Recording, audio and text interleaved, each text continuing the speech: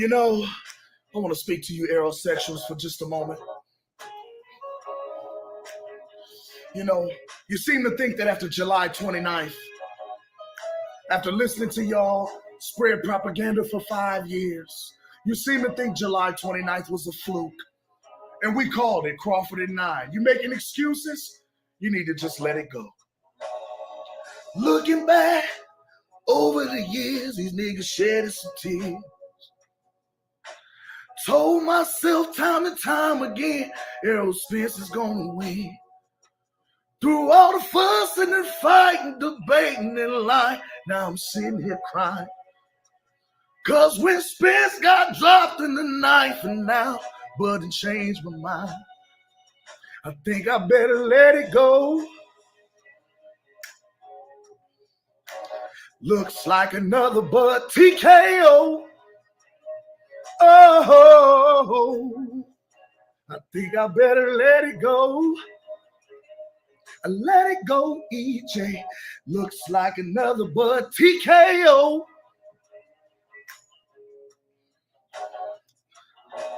Tried to take control of Bud took control of me. All of the lying I was doing on YouTube, now them niggas roll with me. Through all the bumps and the bruises and all the fight, now Spence is a loser. Trying to hold on, his face is gone. Now Derrick James is singing a song. I think I better let it go. What you say? Looks like another Bud TKO. Oh, Spence, you need to let it go. Let it go, EJ. Looks like another Bud TKO. Oh, bitch.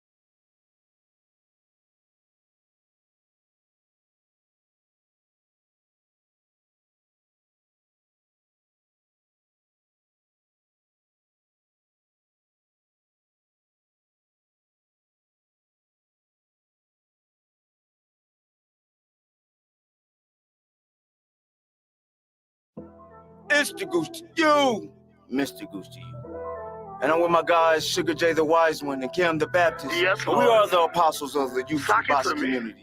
And we're bringing It's Boxing to You. It's the apostles and we come to lay of hands. Half step, weave the jab, uppercut, pick up your mans. It's Pastor Gucci Cam, Sugar J the Wise Man.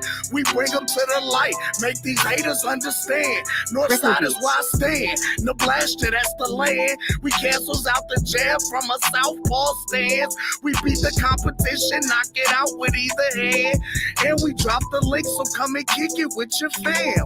And we drop receipts, so keep your sources on hand. If you can't confirm that this facts, you spread propaganda. Make sure you hit the like when you subscribe to the channel. One love to the playback gang and the panel. It's boxing to you. It's boxing to you. It's boxing to you.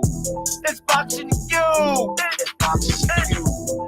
Represent the 402. Being Team Crawford, that's what we do. It's boxing. You. It's boxing to you. It's boxing to you. It's boxing to you. What it do? Sent that 402. Team Crawford BNB, yeah, that's what we do. What up? Y'all know who it is. It's the Goose to you. Mr. Goose to you. They said we weren't gonna do it, Cam. They said we weren't gonna last in this bitch. But we here. The apostles of the YouTube boxing community. We lay hands on their asses. Y'all see what it is? We got young Sugar J, the switch hitter from B&B, coming out 2023. One love. Y'all know what it is, huh? But y'all gonna see what it is.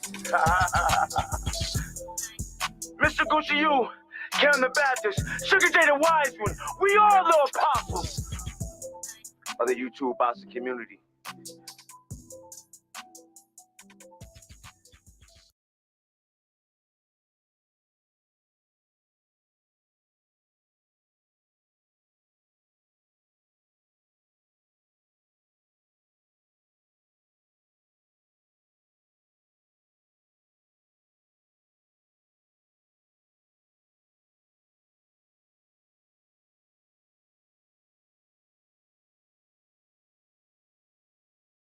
That Terrence Crawford grew into the welterweight division. I mean, maybe, but bro, Earl neck, his head, man, he about to smash this dude, bro. He about to beat the crap out of Terrence Crawford.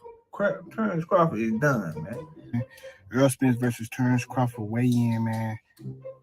Both guys come on point and shape, make weight. They both make weight. Other than that, man, I can't wait for the fight tomorrow. Y'all already know my prediction. I got Errol Spence by eyeball. He taking Terrence Crawford eyeball. That's the prediction.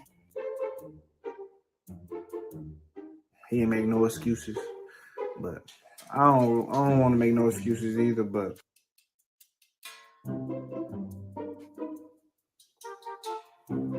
something was wrong with Errol Spence, bro. Both guys come on point and shape, make weight. They both make weight.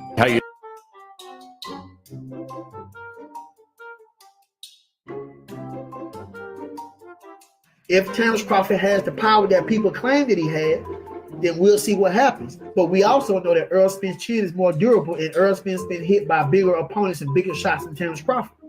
So my prediction is I believe that Errol Spence will beat Terrence Crawford. Terrence Crawford has a 40% chance of beating Errol Spence. Both guys look good. I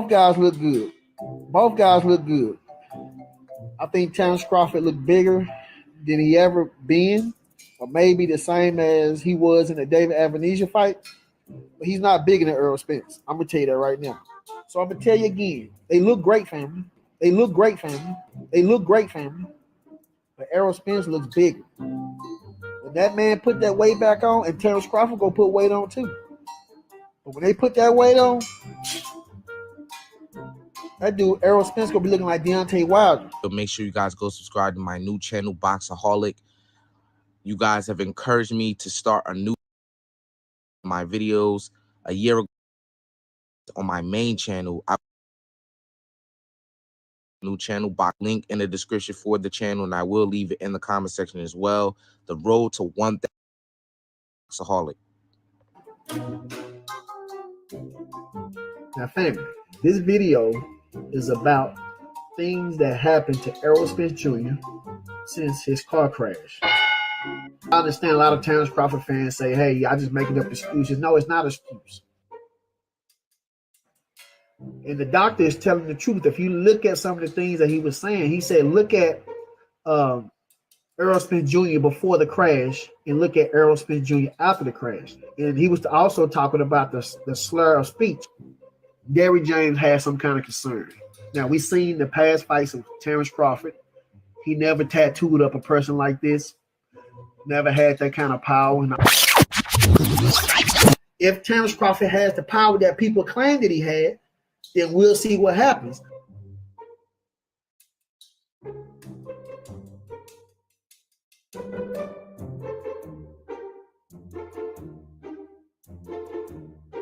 But when you fight another elite fighter and you do him worse than you do the other fighters, I understand that Errol Spence was drained. I understand that Errol Spence, he wasn't himself.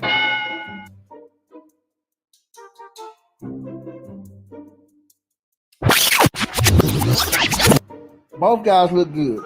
So I'm gonna tell you again, they look great, family. That's not the real Errol Spence.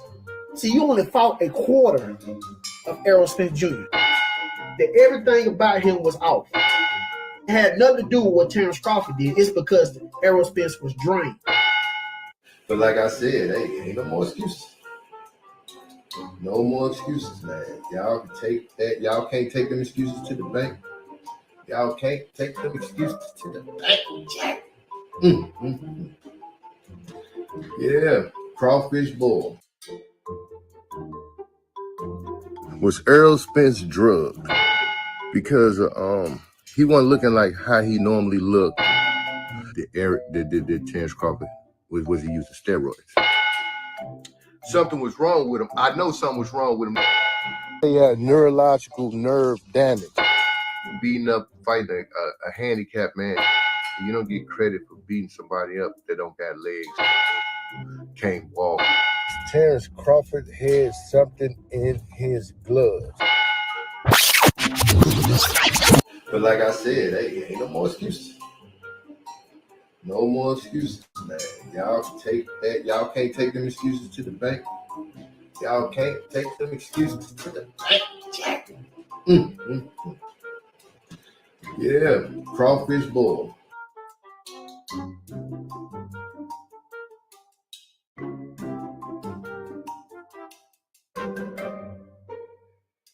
Bud Crawford is not good at defense. Errol Spence is really good at defense, and I know it gets overlooked a lot, but Errol Spence blocks a lot of shots.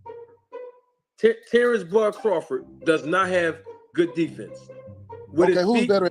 or his arm, or his shoulders, or his feet, or his head, what? or moving his head, what? Or moving his head off the line. Man, dude, Crawford has some of the best footwork in boxing. Where you been at? Right now? Are you serious? No, he does not. I be watching Crawford feet all the time, brother. No. Okay, so who had better feet, Spence or Crawford? I think Spence has better feet than Crawford. If he get in there with Spence and think he's gonna and think that he's gonna let Spence do that to him, let Spence hit him so that he can wait for a punch, he gonna be waking up off the ground thinking that he shouldn't have did that. He actually did not look the same. His reflexes were not there.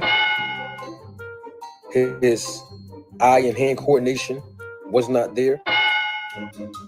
His legs were not there. And neither was his footwork. Was not there. His punching power was not there. That was not the same Errol Spence that all of us were accustomed to seeing. It's a 50-50 fight. No, Errol is going to demolish him. This is not going to be as hard as what people believe. It's not, bro. I see Errol destroying him. Real. I see him destroying him. This is what I know. I factually know this. Errol Spence did not spar for 6 fucking weeks. Because he had a rib injury. This is what I know. Factually know. I'm going Errol in 11. I think he gonna do something bad to him tomorrow, friend. I think he gonna do something bad to him. I'm gonna go Errol in 11. You needed a tune-up if we just gotta be frank. He was fucking ring rusty. He did not look how he normally looked to us. Well, I initially had Errol in 10. After that press conference yesterday, Errol in 7. I know he wasn't his best.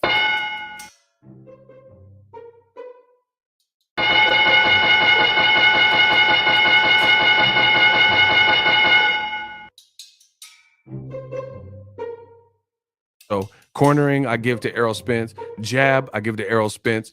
Not fighting reckless, I give to Errol Spence. Defense, I give to Errol Spence. Body work, I give to Errol Spence.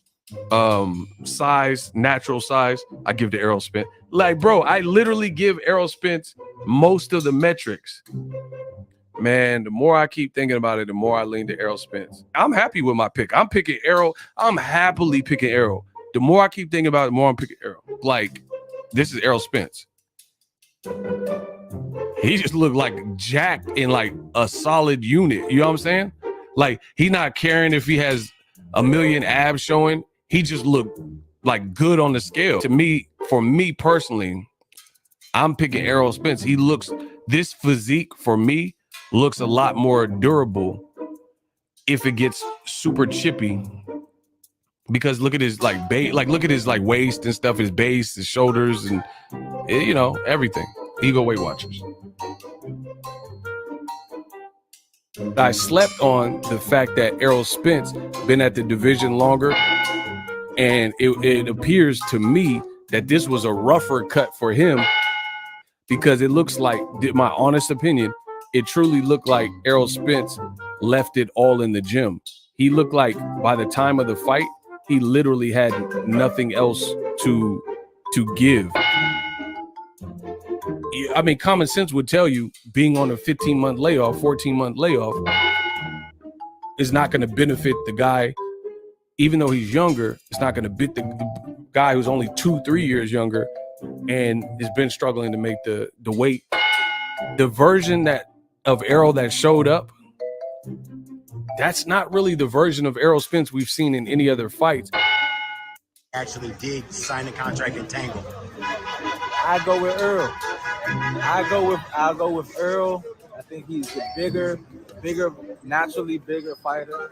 I think he's a naturally stronger puncher. I think Errol is more defensively responsible. I think Errol is just going to be too big, too strong, and over time, by the 8th, 9th round, I think he's going to overwhelm Terrence. Earlier, but he did. But I honestly felt like he did that to a lesser Earl, though. Now, but that was not the motherfucker Earl that I know. Then that man, I can't wait for the fight tomorrow. Y'all already know my prediction. I got Errol Spence by eyeball. He taking turns by eyeball. That's the prediction. Yeah, man. I got Errol Spence beating the hell out of Crawford. Hey, man, debate. That wasn't Errol Spence. That was a clone. I'm going to call it Errol Spence. My final prediction, I'm going to call it Errol Spence by TKO in the 9th round. Maybe 10. But I'm going to call it Errol Spence TKO in the 9th round. This is the sharpest and just the most, determined Errol Spence that I've ever seen. The man looks to be in great shape. But both fighters look good as far as like body-wise. We really ain't seen much of Terrence Crawford because he's been walking around in hoodies and shit, all covered up. Errol Spence been wearing tank tops and shorts and shit, looking, in great shape. And in the ring was the best that I ever seen him physically. You could tell that he made the weight in a very healthy way. I see that same thing happening this time around. I think he's even more comfortable making a weight this time. I don't think Errol Spence looked the same as I normally see Errol Spence. He looked lethargic. He looked slow. He looked like his timing and reaction was off. The power on his punches just seemed weak as hell. I don't know what it was. Not making no excuses for the brother.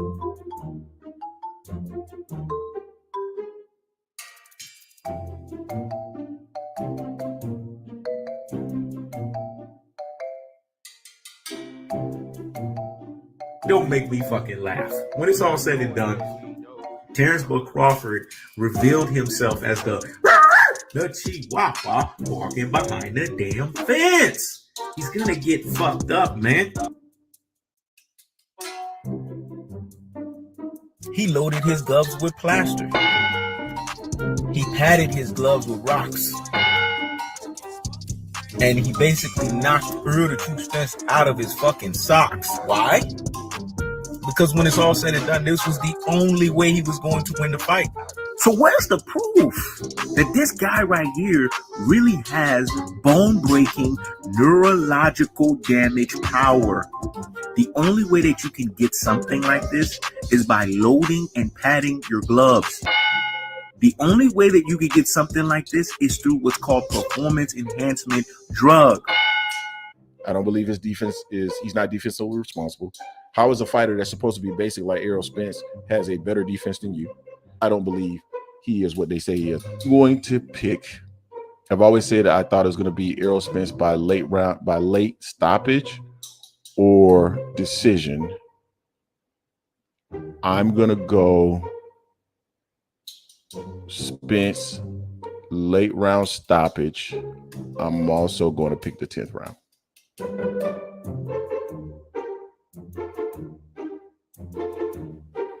So Errol Spence, during his training camp, he actually suffered a rib injury. That rib injury prevented him from sparring the last 6 weeks of camps. Basically, he didn't spar during his camp. So that was part of the reason why he didn't have the same level of power. There was something that wasn't quite right with Errol. Just hard for him to make the weight. But if he get in there with Spence and think he's gonna get it, and think that he's gonna let Spence do that to him, let Spence hit him so that he can wait for a punch, he's gonna be waking up off the ground thinking that he shouldn't have did that. To me personally, I think Errol Spence is gonna win this fight. The question is, why did Bud Crawford hook up with Victor Conte in the SNAC program, SNAC?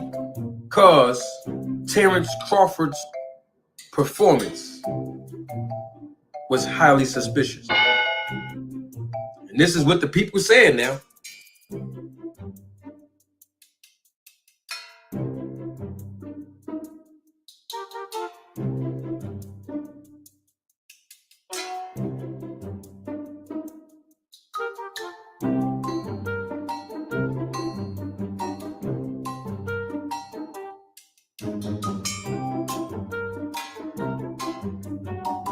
Gets up on him, bro. He's swimming, he feeling good. Errol Spence for to grab that ass, pause, and turn him up, bro. And turn him up. You feel me? I know a lot of cats gonna be looking at this. Money Brown, you just biased towards Errol Spence, man. You know, Bud finna do this, Bud finna do that. Listen, Errol Spence has been knocking off champions after champions after champions, and this ain't gonna be no exception, bro. You know what I mean? This ain't gonna be no exception. This is the best Errol Spence that you ever want to see. This Errol Spence ain't been working out in no sauna suits. This Errol Spence has been happy. Now EJ's all the way on this shit. He's ready for war. You understand? You just see how good he look. He losing the weight the right way. He ready to go in there, put on a hell of a performance to show people that he is the best and that he can't be fucked with. Clearly his equilibrium was off. His balance wasn't there. For us who know Errol Spence, who watch Errol Spence, who know how he fight, things of that nature, his equilibrium and his balance was off. I talked to my dog Corey Spinks. He said it can be from the weight loss, right? Now EJ's all the way on this shit. He's ready for war. You understand? You just see how good he look. He losing the weight the right way. He ready to go in there, put on a hell of a performance to show people that he is the best and that he can't be fucked with.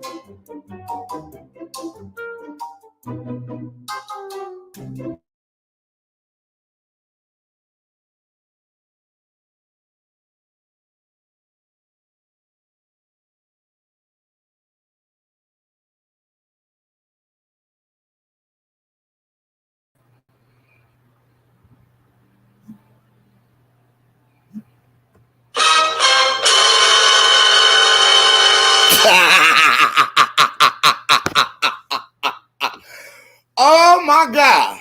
And we continue. We right back again with the same merry-go-round worth of bullshit and excuses. One love, and one love once again, ladies and gentlemen. It is I am he, I am him, he is me, DNC, the co-host that be doing the most, Cam the Baptist holding it down. Pastor Gooch should be here momentarily. Sugar J, I saw him in the chats. He should be hopping in as well.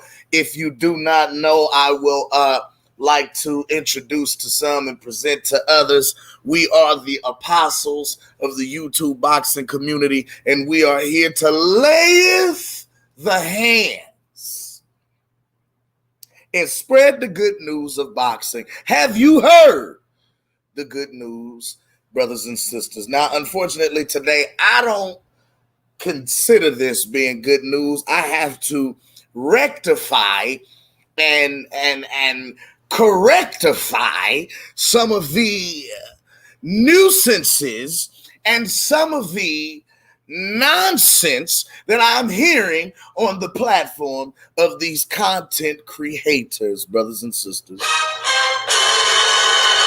Yes.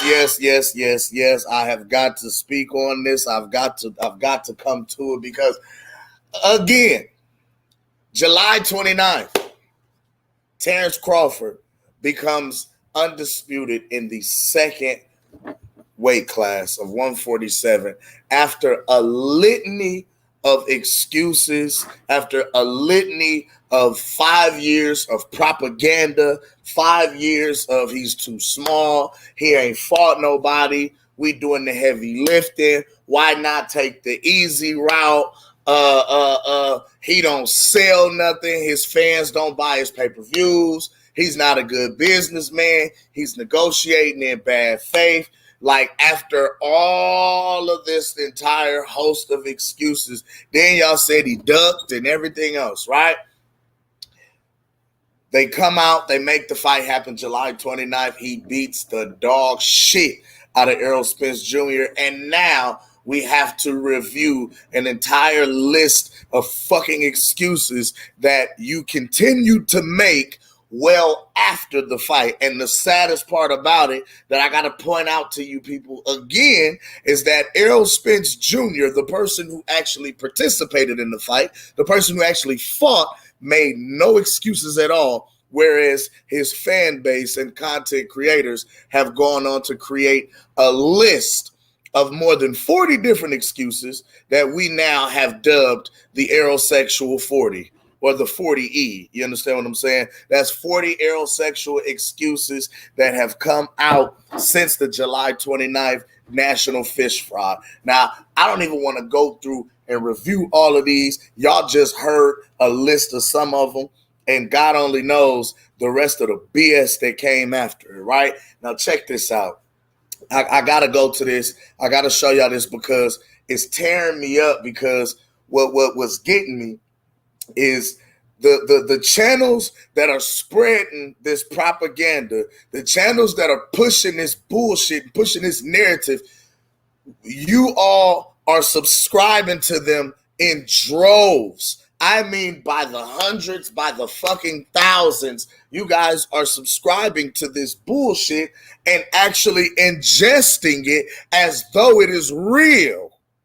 And the whole time, it's actually narratives, it's made up shit, it's propaganda, it's bullshit, and these guys are steadily pushing it and shoving it down y'all throats, and y'all just eating it and coming back and regurgitating it as though it's actually factual, when really these guys are skewing the timeline, being biased, spreading falsehoods and actual deception. And you guys are buying it, buying into it, and fucking super chatting your paycheck away for this kind of bullshit. Just so your comment can stand out throughout the whole host and litany of bullshit comments that are being flooded in the comments about the bullshit lies that are being spread by the actual host of said platform. That's crazy to me, bro. Anybody who actually knows boxing and pays attention to boxing and actually has some type of a knowledge of how the politics and understand the business of boxing can see where a lot of this bullshit was going, but yet and still, y'all was holding it up as though it were fact. Now, check this out. One of these crazy ass channels, like we just saw, the boxing outlet, bro. I can't even, man, look at this bullshit. And this is what I'm saying. People are making a living off of actually spreading bullshit, falsehoods, and propaganda about my dog, Terrence Bud Crawford. Now check this out. This is another YouTube content creator who actually is making, if we look at it, 9.58K subscribers. You got 9,500 subscribers. It's 9,500 people who subscribe to this and listen to this. You got 1.9 thousand videos. So you got 1,900 videos. Let's take a look at what some of these video titles consist of, ladies and gentlemen. Let's scroll down and take a gander, shall we? Now check it out. Now, again, Terrence Crawford, #1 Bud Booty Bandit. Whole video. Terrence Crawford, #1 Bud Booty Bandit in the world. How did Terrence Crawford get them steroid bumps? Steroid bumps. Terrence Crawford fan says he's crazy. If Terrence Crawford glove was smashed, that was cheating. He's 100% cheating. Now, again, 9,500 people are subscribing and ingesting this. Should all Terrence Crawford's wins be overturned? Did Errol Spence fans lose a lot of money betting on the Terrence Crawford fight? You fucking right they did, because we told you motherfuckers Crawford at 9, and y'all bet y'all house on this nigga Errol. Hold on. No. If Devin Haney stops Regis, is he on that juice? Like, if Terrence Crawford had to cheat to win, he's a sucker. Terrence Crawford cut the thumb strap on his gloves. Terrence Crawford, how you go up in weight and get stronger? The Bud Buddies. Everything is on the table with Terrence Crawford. Like 9,500 people are subscribing to this. A blood test Crawford. A blood test will change Terrence Crawford versus Errol Spence rematch if you blood test them. So they saying that Terrence Crawford and Errol Spence were not blood tested, when Victor Conte has gone on record stating that both Errol and Bud were a part of VADA 24/7 clean boxer testing and actually had a stringent testing, meaning they had their fucking blood drawn during the fucking training camp and directly after the fight.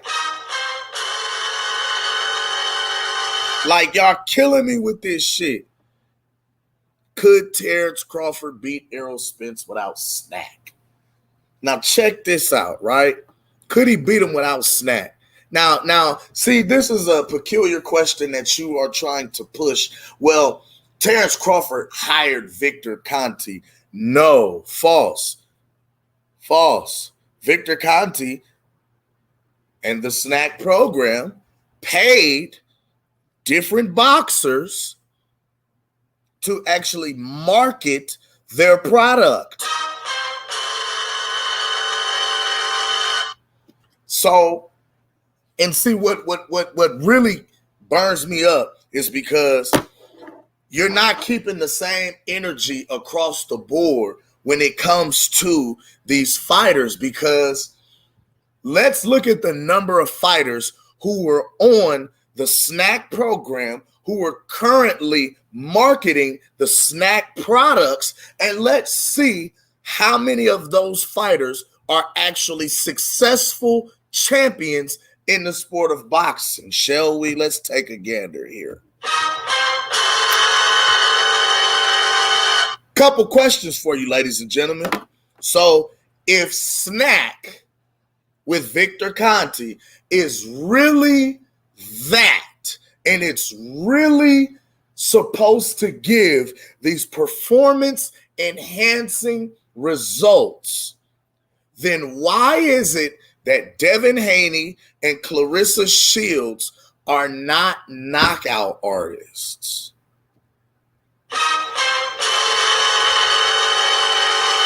Why is it that Caleb Plant, who is also a part of the snack program, why is it Caleb Plant undisputed instead of Canelo? Like, you can't just speak to a boxer's skill set. See, Devin Haney and Clarissa Shields have both been known to not be power punchers. They've been called pillow-fisted, but both have become undisputed, whereas someone like Caleb Plant, who has actually gone up in weight, gone up in size, still has not become undisputed, actually was stopped when he fought the likes of a Canelo Alvarez. And what gets me is, if snack is really what you're calling and claiming it to be, then Caleb would have had the power to get with the Canelo Alvarez, and he would have had the power to at least keep David Benavidez up off of him just this past goddamn me March.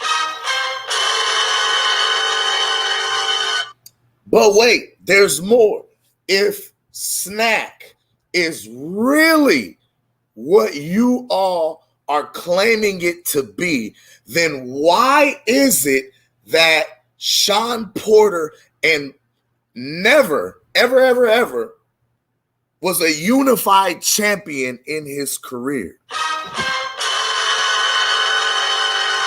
Why is it that Sean Porter, who was a snack athlete, never became undisputed? Why is it that Mikey Garcia and Jared Hurd, how is it that these guys had never become undisputed and they were also snack athletes? If Boots Ennis, who is also a representative of snack, why is it that his KO ratio has actually gone down and he hasn't been getting stops and stoppages and the flashy knockouts in his past several bouts that he has had the moment he took a step up in competition?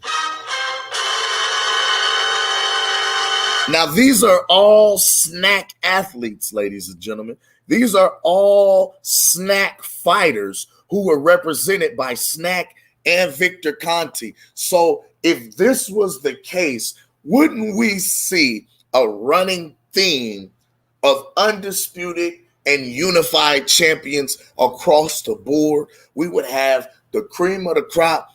Everybody on this list would be a unified or undisputed champion in their own division or their own right. Like, wouldn't that make some type of sense, ladies and gentlemen?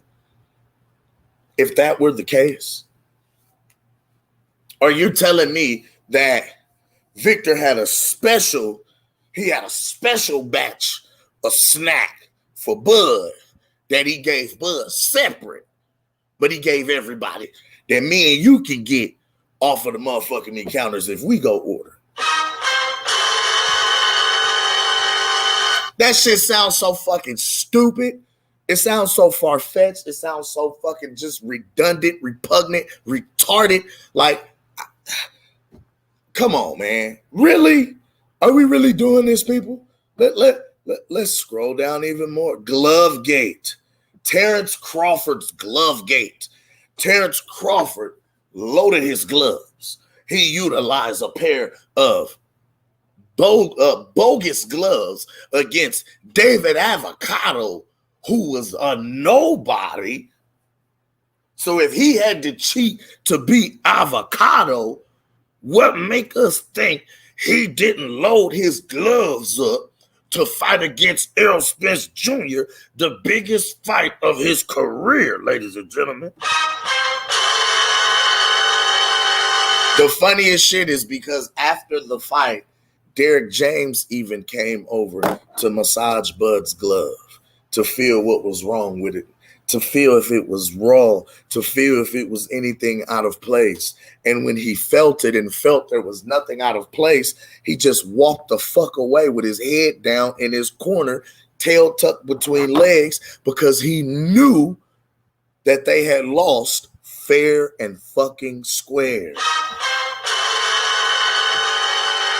So what's getting me is you people, and yes, I say this with all due disrespect, what's killing me is how y'all are eating up this bullshit and taking it as though it is factual and real, when this is some made up Marvel comics, DC comics, Wakanda ass shit. Because this don't make no goddamn sense. Like a prime example, I have to dispel another bullshit myth that y'all keep running around and spreading. And of course, I have to show y'all this. I have to give y'all this because, like, y'all going in ingesting bullshit.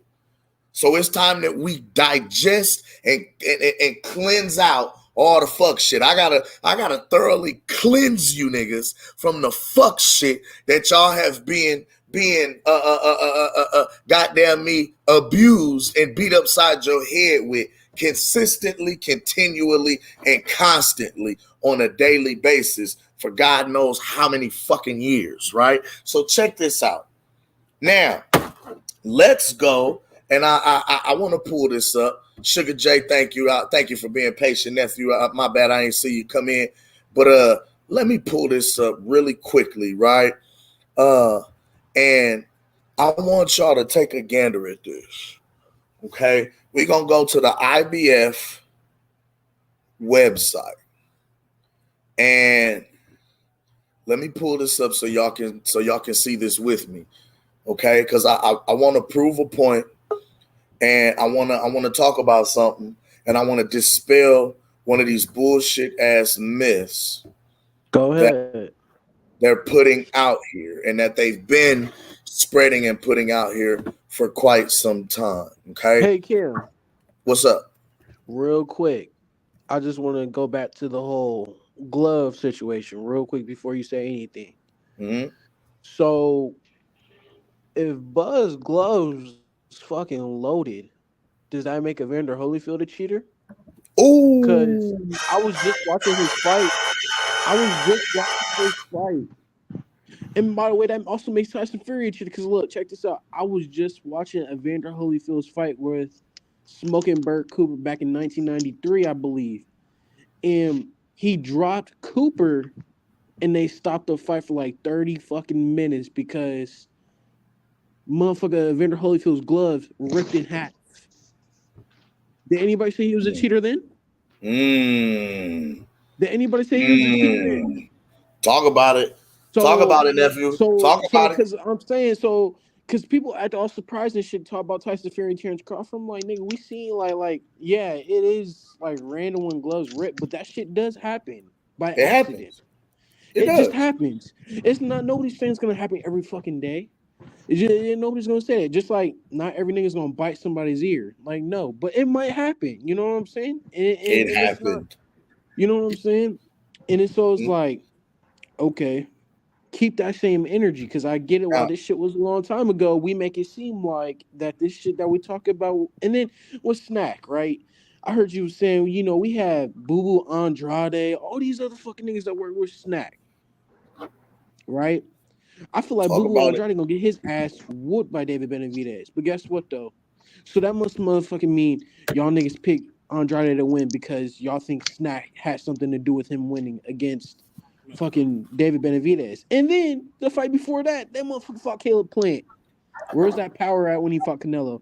Where's that power at when he fought David Benavidez? Nowhere to be found. Nowhere. Mikey Garcia when he fought your boy Errol Spence. Where was that at? Mind you, he also moved up from 140 and fought Errol. I didn't see no power. Devin Haney. What are you talking about? Get the fuck out of here. John Ennis. He's been still doing his thing. He's been still knocking niggas out and shit. But has he looked like the same Ennis, like, that flashy ass shit? No. Why? Because he's just raising up in competition. You know what I'm saying? Fuck out of here, bro. Like this is why I don't waste my So time what with I'm these about to bum do, ass niggas. Hold on. what Before I'm you do doing what on you your got, screen, ladies and gentlemen, as one y'all, as love. Sugar J. What's up, Gooch? It's the Goose to you, Mr. Goose to you. I'm sorry for cutting in on y'all great conversation y'all having. But I'm locked out behind the shit you went through last night, fam. Mr. Golden, one love to you because they was on your neck last night with all the propaganda. It wouldn't drop the link so I can say what I had to fucking say last night. So I'm hoping these guys from boxing out. I hope somebody. What's his name? Ashanti? What is that his name? Ashanti? What's the dude name? Let me tell y'all something, bro, over there, bro. And I'm sorry, Sugar J. I'm gonna let you cook. I'm gonna let you get back to cooking. But one thing that like we all saying is y'all keep coming up with propagandas for what? Excuses for what? Y'all sat there yesterday and called this man Mr. Golden a freaking liar because y'all don't know the WBO what goes on the WBO. Y'all make it seem like he could have just went and Terrence Crawford could have went and just challenged Errol Spence just like that. No, fools. WBO, he's the super champion, been super champion of WBO since when? 2000 what? When did he fight old boy over in Great Britain, Ricky what's his name? Ricky Burns? Huh? Ain't that how long he's been WBO champion? Facts. Big facts. Don't you go up and then every time WBO and then I'm hoping somebody over there is listening to the Gooch because the Gooch know what the fuck he's talking about. See, some of you stupid ass motherfucking content creators just think y'all know and go and then as soon as somebody come with facts, y'all stop quick to say he's lying. He's lying. No, because y'all go by your perspective of shit. But what really goes on and what y'all seen happen was Jeff Horn, who was the WBO champion at the time. The WBO is the only sanctioning body that you can go up or down and challenge the WBO champion. Now check this out. What I'm doing right now on y'all screen, I'm pulling up. I went to the IBF website. Okay. What we are looking at right now is June 2017's IBF rankings to show where Julius Ndongo was the IBF champion, right? Bud and Ndongo fought August 19th of 2017. Okay. They fought for undisputed. I'm finna show y'all something. Just to go with. So bear with me, okay? Follow me just a quick second, right?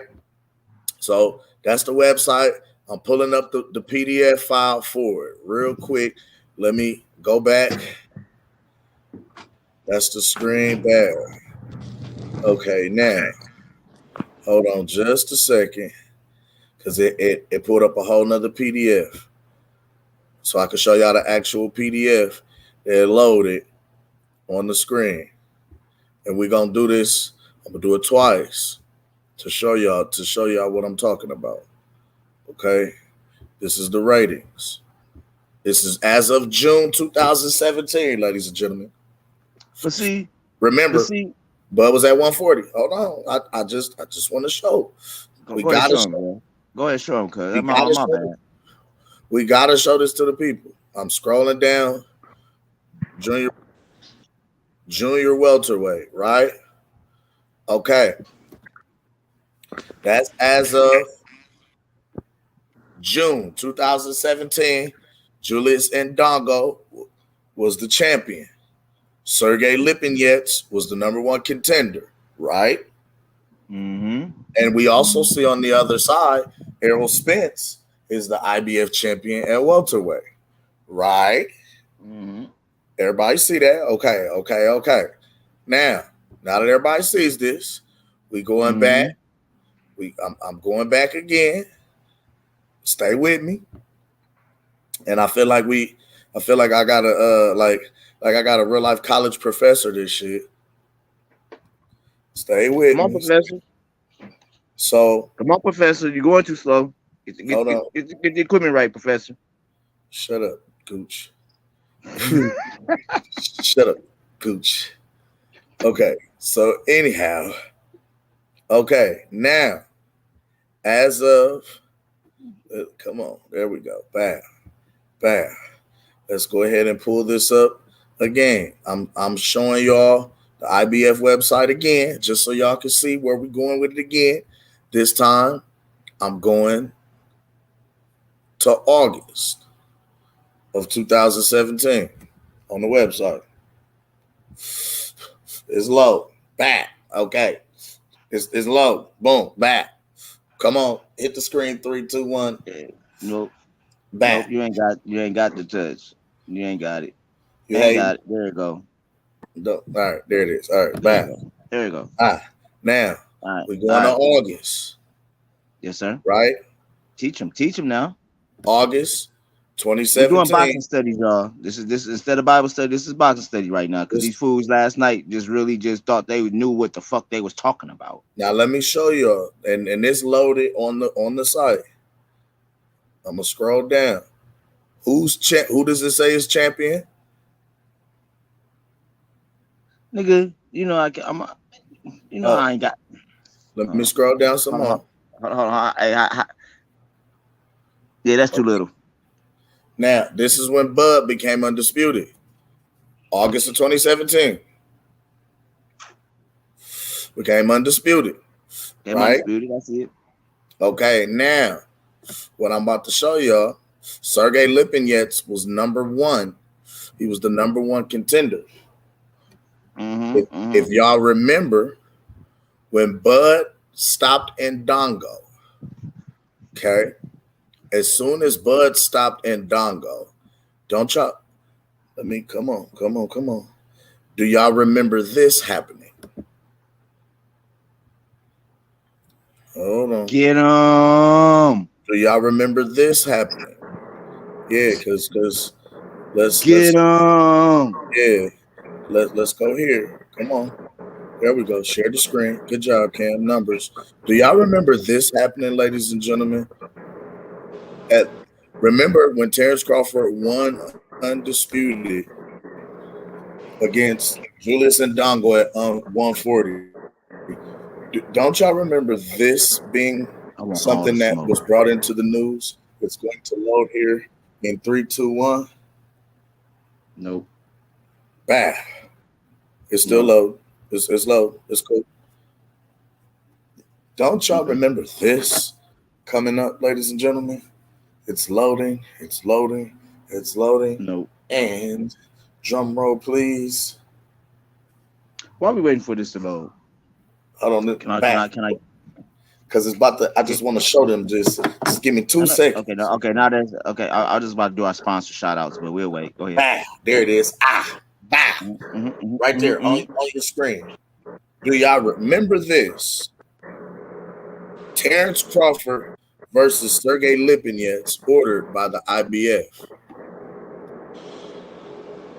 If you all recall, when Terrence Crawford stopped Julius Ndongo to become undisputed at 140, the IBF immediately ordered that Terrence Crawford go into negotiation talks with Sergey Lipinets 2 weeks later.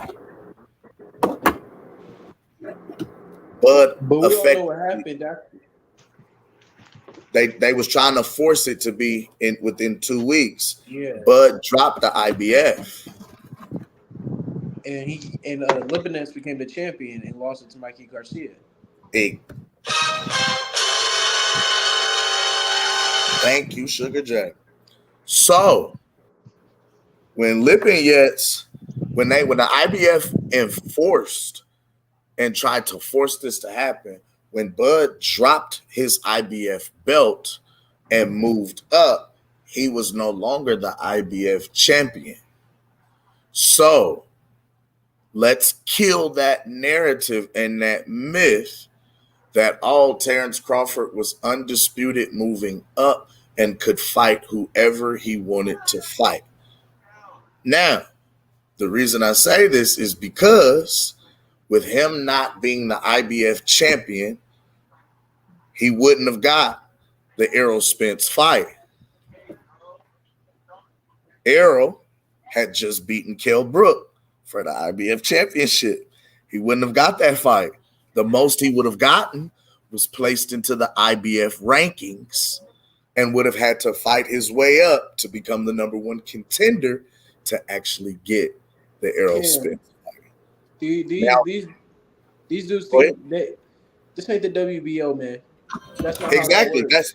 That's what I'm saying. This is the narrative that they're pushing, Sugar J. They were saying that Terrence Crawford, when he moved up from 140 as the undisputed champion, he could have challenged any of the champions that were reigning at the time and got the fight. Now, if we remember, there were only 3 champions that were active at 147 when Bud moved up.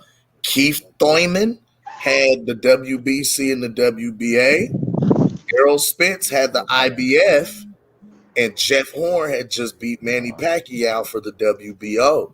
Those are the only 3 champions that were active. And if we're adding context to the argument, both Errol Spence and Keith Thurman told Terrence Crawford to get a belt in order to get the fight with them. But I have an issue because my whole thing is this all stems to back July 30th or the 29th, 2023, right? My whole issue is they say Errol was not the right Errol that went in there. They say he was the damaged Errol, right? They say he was the damaged Errol Spence before he fought Terrence Crawford. And they act like they'd be like, oh, it's not Terrence Crawford's fault. But then you got the other side where they say Bud was cheating. He had loaded gloves. He had a snack help him. So it's like, which one is it? You know what I'm saying? Either way, you sound dumb as hell. Like either way, you sound stupid. It's like, which one is it? Because at the end of the day, the result remains the same. Bud is the undisputed champion at 147. No matter how way you try to play hot potato with this, it don't matter. It just don't matter. And the fact that we're going back damn near 6 years. Do you know how old I was 6 years ago? You feel what I'm saying? I was in middle school, bruh. I was going into 8th grade. No, I'm going into 7th grade. You feel in middle school. Now check this out, Sugar J. And I just want to run through this article real quick. This is by Chris Williams, man. Saturday night, to defeat IBF WBA light welterweight champion Julius Ndongo to become the IBF WBA WBC WBO 140 champion. But unfortunately, the IBF has now ordered him, they're talking about Terrence Crawford, to face his IBF mandatory challenger, Sergey Lipinets. The decision by the IBF to push the 29-year-old Crawford to quickly defend his IBF title against Lipinets puts him in a position where he's going to need to start vacating his titles right away. Of course, Crawford can go ahead and defend the belt against Lipinets. It's not a big money fight, likely won't bring him much fame on ESPN. The IBF has sent letters to both Lipinets and Crawford's management to start negotiations for the fight. And if we're not mistaken, remember, there was supposed to be a purse bid. Now, remember, Bud won on August 19th of 2017. They told him there would be a purse bid on September 17th if the two fighters' managements were unable to make a deal. However, Lipinets promoters reportedly wanted an immediate purse bid. The purse bid was then scheduled for August 31st. This was a smart move by Lipinets management, as it'll likely result in Crawford giving up his IBL belt fast. Now, if we remember, that is the primary narrative that a certain content creator pushes. As a matter of fact, boyfriend be over there hollering that shit. When Bud came up, he could have fought whoever he wanted to. No, he could not, sir. That's cap. Did you just call him boyfriend? That's his name. That's what's his name? BFTB. They call him boyfriend. Boyfriend takes the babies. What the hell? They call him boyfriend touches the baby. So they got some zesty ass shit going on. Is what you're trying to take him? They call him. All right, I'm done. But anyway, so they said, and no cap, when Bud moved up to 147, he could have fought whoever he wanted to. He could have petitioned to fight Keith Thurman or Errol Spence Jr. Now, Hold on, both bro. Errol Hold on. Spence Time out. Jr. I understand we're talking boxing, but hold on. Can I rewind just for a hot second? No, we ain't even gonna go there. We'll talk about it later. Yeah. Yeah, we'll talk about it later. Yeah. Just said boyfriend take the babies. Oh my God. Yeah. That nigga stay on there. Oh my gosh. He stays pushing that narrative, bro. When Terrence Crawford moved up to 147, he could have fought any of the champions he wanted to, and he chose to fight the weakest champion in Jeff Horn. And what's crazy is because Bud has been doing the same thing every time he moved up. When he won the lineal and the WBO title at 135, when he decided to move up to 140, he activated his status as super champion and fought the 140 champion at the time. You understand what I'm saying? Like, he did the same thing going from 140 to 147. Now he could technically do the exact same thing going from 147 up to 154. And it's still all legal, legit, utilizing the same boxing sanctioning body bylaws and rules. He's using it really against them. But if you don't read your book, you don't read your rule book and know what the fuck is going on, you won't know what's in here. It be like that though, Cam. It be like that. And for real though, because if you really think about it, like it's crazy because buckle up. I call them boyfriend touches the babies. Hey, boyfriends, best friends, BFFs to the end, to the day they die, whoever, they gonna have to lose together because they boy Errol did not get the job done. And here's the thing, they boyfriends, but we brothers and family. You know what I'm saying? That you know what I'm saying? It's different over here. We don't rock like that. We don't even talk like that. But I just don't understand how it is that, like I said, for 5 years, Sugar J, we had to listen to these guys talk about, like, I mean, from the time Bud was at 140, they said he was too small. He was light in the ass. Like, I can literally walk you down memory lane. They said he was too small. He was light in the ass. He would get hurt if he came to 147. Yep. They hit I watched that video. Yeah. Now, when he gets up here, you feel what I'm saying? It gets to stopping and dropping shit. It was still, he ain't fought nobody. You know what I mean? He ain't fought nobody. Jeff Horn is a paper champion, man. Jeff Horn wasn't nobody. He was the weakest champion he could have fought. Well, let's review. Keith wasn't trying to fight him. Keith was in and out, inactive, injured, but still popping shit, saying that Bud didn't earn a fight to be in there with the likes of a one-time Thurman. Can I put a pin in this? Just let me put a pin in it for a hot second. Just a pin. You just mentioned Keith Thurman name. Thurman. Okay. A couple weeks ago, it's on the 8 hour. Who was on for 8 hours? But anyway, a couple weeks ago, we talked about who should be fighting, and I said Stanionis should either fight who, Boots or who? Keith. Y'all remember when I said that? You definitely said it. Now we go back. We're gonna pin that, and we'll come back and talk on that. I just wanted to bring that back up because we're gonna talk about that because yeah. Hey, did you guys hold on? Did you guys watch Alexa Roaches get his ass whooped? I hear about that. No, man. Alexis Roach's fought when? Saturday? Yes, he got man. He got his Giovanni ass knocked Santillan out. beat the brakes off that boy. They talk about him potentially fighting Terrence next or fighting Teofimo, like going down in 1-4. Either way, Alexis Roach just got his ass whooped by Odu. Oh, hold up! look like Teofimo, look like we got us one. Yeah. He clicked the link. Because niggas sure enough didn't let us stay in the building. Kicked us I off. don't see nobody. I don't see nobody that Let us on their demonstration. But he clicked the link anyway. He'd have dove off in here with an octopus. Yes, sir. Come on in sanctuary. It's time to come to the light, my brother. Man, you couldn't answer no questions. My brother. Couldn't answer no questions yesterday.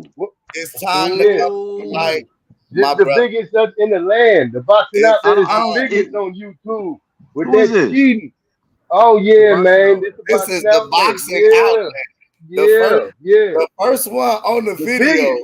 The first one on the video with the before and after. He was the first one we showed. Him and Marlo was the first one we showed on the before and after. No, I'm before all of them. You was the first. All of them. Yeah, I'm the biggest. I'm the biggest in the land when it comes to this. Your face. Your face was first. Hey, what up? What's up with it? Hey, why your man cheating with them gloves, man? Let's get into it. Cheating with what gloves, bro? Oh, man. Wait. Your man got them bogus gloves. The hands moved around in the gloves, man. His gloves opening all the way up, Jack. You dig what I'm saying? The Juice Man Jackson. Terrence Crawford took more steroids than anybody known in the history of taking steroids. So I got a question. So I got a question. Do you understand? So I have a question. Hold understand? on. So I have a question. So if snack really works like that. No, that ain't I ain't even got the question off yet. See, you already look, you wiggling and defeated. I ain't even got the bars off, G. Chill. You wiggling. We know that. No, they ain't no snack. So if snack is really like that, if the snack program really is like that, how come Clarissa Shields and Devin Haney are not knockout artists? The same reason that Mikey Garcia ain't no knockout artist. Same reason. Everybody don't steroids don't give you what you call all the time, bro. You don't get power from steroids all the time. You get endurance and punch resistance. That's what they get. Both of them. It depends on what steroid you taking. Now, the same thing about Barry Bonds. The same thing about Barry Bonds. Did he test positive for it? So and Marion Jones and Montgomery, they had a snack. They got the snack logo, but they wasn't using snack. That was just the front. You know what I'm saying? So you got a real one up on here. The real stuff they're using is they clear and they cream. And Victor Conte and this is another thing. Terrence Crawford results for the steroid testing, they did not get them to nobody. You dig what I'm saying? They didn't even release the results to the test. Time out. I'm glad you spoke on that. So wait, so you're saying they didn't give, which is Al Heyman, who's been doing this, known for been doing this. Yeah. So you're saying that Al Heyman chose not to reveal the steroid test results of both Errol Spence and Terrence Crawford? Yeah, absolutely. Yep. Now you see how I ask the question when I come on your show? Something you can't do when you come on mine. So when you come back to mine, I'm sure you had to ask when you come back to my show. Answer the question. I'm gonna answer all your questions, man. You're not gonna walk me into no bullshit question. No. Oh no. Oh no. Man, we got the gloves. If I see a bear trap, you think I'm gonna purposely step in that shit and say, I knew it was there. Hey Cam, I want y'all to be nice to my new little brother, okay? He got to come to light. It's time. I see my little brother. Look, I'm at work. I'm at work. He gotta come And to I the see line. my little brother. I said, who that light skinned fella is right there? I said, God damn, that's my little brother. I gotta give him his due because he clicked the link. A lot of these guys wouldn't do that. So boxing outlet. So boxing outlet. Hold on. Let Goose talk now. Now hold on. I'm gonna introduce myself. This is I am Pastor Mr. Goose to you, aka Pastor Goose to you, Mr. Boxing Outlet. This is boxing to you. Now last night I did come on y'all show for a second. I heard some stuff that was said that it seemed like some of you guys, some of the guys on y'all panel don't understand what's going on and out here in the boxing world. For the WBO, let me cook real quick, brother. The WBO, you do know, Bud and held the WBO since when? 2013, I do believe. That's not me though. I wasn't in that discussion. I'm not talking about that. I'm talking about Terrence Hey, Crawford on the Goose. steroids. He wasn't. That's not me. That's not me. It's his show. But I think he fell off last night, and me and one of the young man by the name of Shantae. Shantae was going at it last night on that subject. Okay, my bad. Okay, so you weren't on there when I got on there. Okay, No. So, He went that. Matter of fact, I think he fell asleep. You know, he kind of old up in age, so I think his old ass fell asleep on him last night. Okay. Yeah, I fell asleep. Okay. Hold on, Goose. Then his homeboy bet me $1,000 last night. Okay, and the conversation was that the undisputed champion can move up and fight anybody, any champion immediately. And then I told him, no, they cannot. They can petition. They can petition to fight the IBL, the WBC, and the WBA. But it's up to them whether they allow them to fight or not. But the owner sanctioned body allowed their super champion to move up and down, and immediately become the mandatory is the WBO. He told me I was wrong. I ain't gonna lie to you. That's true. That is true. And I've gone through the boxing sanctioning laws and of all four sanctioning bodies to look at this. If you look under section 14 of the WBO bylaws, it's under the title of super champion. It'll tell you that the super champion in the WBO is allowed to move up, down, or stay in the same division and challenge the champion for the belt. That's the only sanctioning body that allows that. The other sanctioning body would allow you to move up into the top 10 rankings. And the most that you can do is either A, fight to become the number one contender in that division or sanctioning body, or B, petition to actually get the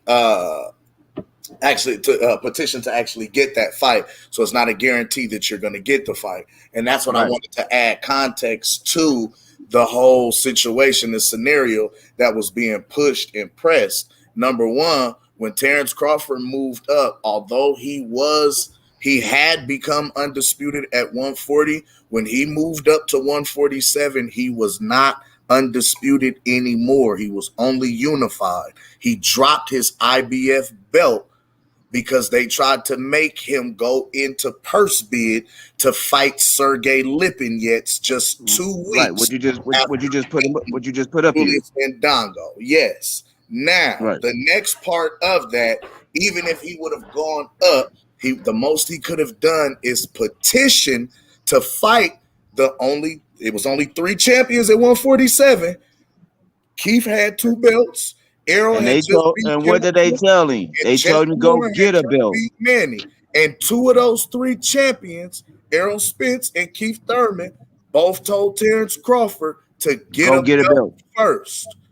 So if 2 of the 3 champions is telling me to get a belt first, and I don't really have a way to get to these guys directly, the only belt that I still got that I can fight a champion directly is the WBO. Who's the only liable choice at that time? Okay. Yeah. Here's my thing. Now you came in on talking about the gloves. Which gloves are you talking about? Wait, hold on. Hey, we can talk about the gang though. Because the hold on, y'all. What I need you to do, Brother Boxing Outlet, I need you to voice that truth on your platform, my brother, because that's not the narrative that's being stated and claimed across the board in solidarity and uniformity across the conglomerate. Hey Cam, You understand what I'm saying? I ain't gonna say no more. What's understood don't need to be explained, but you understand what I'm saying. This is what I'm saying. We got the gloves all on my page, bro. We got the gloves from the Avenesian fight. He cheated. We know he cheated. The two pair of gloves. Stop He the cheated on that. propaganda. And the Earl Spence fight. Stop the propaganda. The Earl Spence fight. So how did he cheat? I don't want to destroy you on that boxing outlet. Stop it, bro. No, you can't destroy me, man. I'm 10,000 hold on. Okay, I can't destroy you. What's your proof? I'm 10,000 What's your proof on it? zero. What's You your got to proof come on on it? my channel. First of all, you here now. What's the proof on it? He putting tape on his Y'all hands. started He talking told about him to get there. You got it. Hey, hold on. Everybody can talk at one time. Let him get his bars off. Let him get his bars off. Hey, I'm gonna tell you, outlet. Make sure you got your receipts on hand, G. I'm not. Let me tell you something. We wanted him. 10,000 I'm 10,000 with Ted Crawford fans, brother. But just telling you that now. You 10,000 against lanes though. No. Hey, all the Terrence, well, you calling everybody that go with Terrence Crawford lanes? Yeah, I'm so show list 10,000. These about to be 10,000 and 1, 2, 3, 4, 5. It right sounds here. great, but Man, you check still this out. Sounds good. Hold on. Time out. It sounds good. Hold on. It sounds good, but once again, you're coming up with what though? What proof you talking Y'all about? ain't even let me talk. Y'all ain't even let me talk. Let the brother talk, man. Hey, listen, let the brother talk. It sounds regular over here, brother. We cannot hear nobody. Everybody talking at one time. See, what most of these trying to do gossip. See, I called the Athletic State Commission. I called them. I called Everlast Gloves. I called them live on my show. See, that's what y'all don't do. See, that's what I do. Everlast say they don't make no gloves that open up like that with a full palm. Only gloves they make that open up like that is grappling gloves.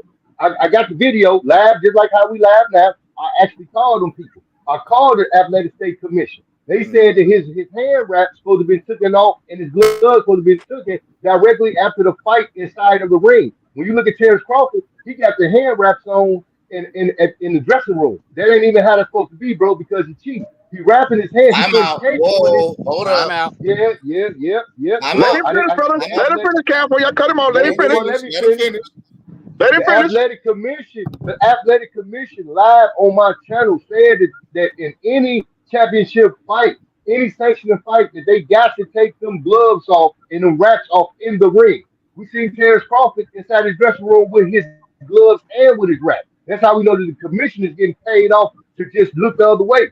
When Terrence Crawford in the corner and they squeezing his glove, that's to soften up the pad. We got the rules on that. I'm about to get him. I have a question.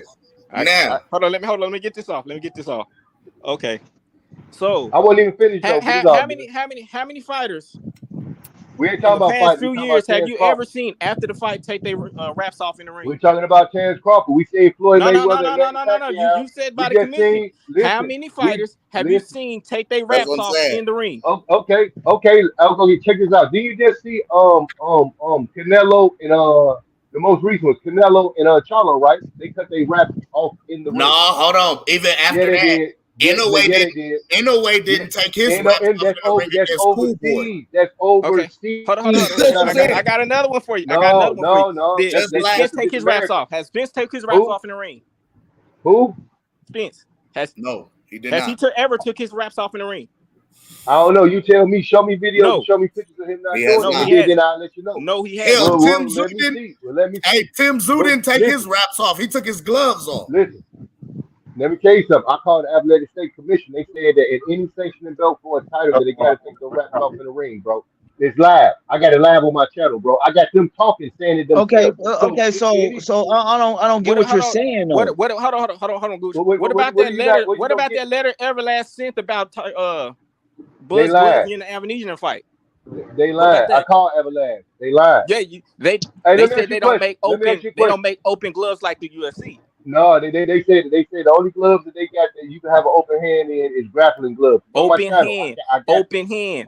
That's yeah, open and hand. Bud gloves open up like this, bro. His hand, on his the gloves side. open up like They this. split on the side, bro. No, Stop it, man. Stop no, it, no, bro. no. I got Stop it, no. bro. I got the pictures of him on my page. His Stop gloves it, open bro. up like this, and it's another thing. Hey, Check his this out, gloves man. split through it. His Hey, gloves no, split no, no, on his Bro, no, thumb, no. bro. He hold cut that his L, gloves bro. right here. He cut his That's gloves right there 10,001. too. The gloves No, first. nope, Time out, nope, y'all. nope. Hold on. Outlet. Now Yeah, you know yeah. just as well as I do. The What? glove split from his thumb. How do it split? We saw his It's thumb. connected. We saw his It's connected. thumb out. None of his other padding, none of his other knuckles or fingers, only the thumb, sir. What do you mean his thumb? He cut it. The strap to go from the thumb to the finger is cut, bro. That thing is cut. How is it cut, bro? Bro, when you came on my page yesterday, I was about to take you through the ringer, but you ain't want to ask me no questions. You not You was about to because get smoked. you first and foremost you No, was showing because you let me tell You you where being you were. disingenuous right now. I you saw about to the get play. This the thing. I walk in the no. door peeping shit. You had a picture of the front of the glove up with the wrap around. Yeah. Then you tried to switch to another picture, which See this? was I mean, still the front and top of the glove, not knowing that I knew that the glove split from his thumb. okay. Yeah. He cut. How did it split? He cut it. Can He cut it. we? That's how it split. So he cut it in the middle of the fight where nobody So see it. No, no, wait, no. He so didn't cut it in the middle of the wait. fight. I So want to where say did this. he? Hold on. Hold on, guys. They cut it Hold on, y'all. Hold on. backstage. Where did he They cut have it time to backstage. cut it, Outlet? They cut it backstage when they put the gloves on his hands. He walked So in the now, ring. Okay. Fuck on, okay. man. Wait a minute, Cut y'all. that. Wait a Where minute, is y'all. Terrence Crawford Wait at? a minute, y'all. Go get Terrence Crawford. Tell him to get up on here. So now, this if you're saying that the boxing commission is being paid off, then Yeah, you are also saying yeah. that Errol Spence's representative, who was in Terrence Crawford's locker room, was also paid off because Not he was necessarily. supposed to be watching the hands That be wrapped, right or wrong. we all watched his hand be wrapped. And little case of, I called Floyd Mayweather Uncle G last night on my show. I called him That's not last what he night. He's asked a you, bro. professional. No. Listen to what I'm saying though. Let him I finish. called him. I'm called him last night. He wrapped people's hands for them fights, the professional fights. The man said you cannot put tape on your hand. So while Terrence Crawford was wrapping his hands, he was putting tape directly on his hands for him in a cast. Outlet. Tim Bradley even said you Okay. can't even do First that. and foremost, So that them Okay. and the that wasn't commission even the was standing question. there when he was Firstly, doing it. that wasn't the Hold on. question. Firstly, No. hold on, We're y'all. gonna get to it because you ain't let me That get that wasn't into the it. question. The commission was standing right there when he was wrapping What his the hand. fuck did I gotta do with it? Hold on. Now No. this is what I'm asking. This So is now what I'm letting you know. The this is commission what lets I'm you do asking. things, bro. This is what I'm asking. So it's two questions. Number one, if Errol had the same gloves that Bud had against Avanesian, would that made He did. a difference in the fight? He didn't. He didn't. Okay. The pads messed up in I'm what's just called a asking. glove. So if we would have gave Errol the Bud No, Avanesian gloves with the busted knuckle, would he have still got a better no, result on July because 29th? they drugged Earl. Earl came in the game drugged, bro. What That's the other the Okay. part of it. fuck? Okay. You said So what? That's the other Yo, part of it. yo. Now, Wait, wait, now, Hold on, hold on, hold on. no, Time out. no, No, no, no, no, no, no, no, no. no, Yes, no, no, no, yes, no, Outlet, no, yes, no, finish no, no, yes. it. no. Oh, You're yes, not Read gonna yes. do finish that it. one, brother. Hold on. Yeah, No, he no, no, was no, no, no. drugged. You're He not was gonna hold drugged. on. No, no, Yes, no, he no, was. no, He no, was. no, no, no, no, no, no, Hey, no. let me say We're something not real doing quick. that, Right Hold now. on. brother. We're doing it Let me on your say channel something, right bro. now. We're Go. doing that right now on No, your hold channel. on. It's getting done. No, It's getting done Okay. and it's done. Hold on, about. Yeah, Hold on. You Let me still say yeah. ain't something. answered. Outlet, you still never answered my initial question, sir. What's your initial question, man? Now, so back to where we Yeah, was going. Back to yeah. where we was going. Let's get to So, it. like I said, Sound like my little brother, Yeah, man. like I said, yeah, yeah. hey, Let's get to it. let's Huh? go. So, like I said, Yeah. if you're telling me that Errol Spence, or you're telling me that Terrence Crawford was allowed by both the Nevada State Athletic Commission Yeah. and Yeah. a representative from Errol Spence's own camp. I ain't see nobody in Errolsexual camp even watching that man. Who from Errolsexual camp watching him Come with the on now. glove and wrap his hand? Wait. Come on now. Let me Not, know. Let me know. come I'm on now. asking you a question. So you Who from wait. Errolsexual camp So was you right there telling me watching that him?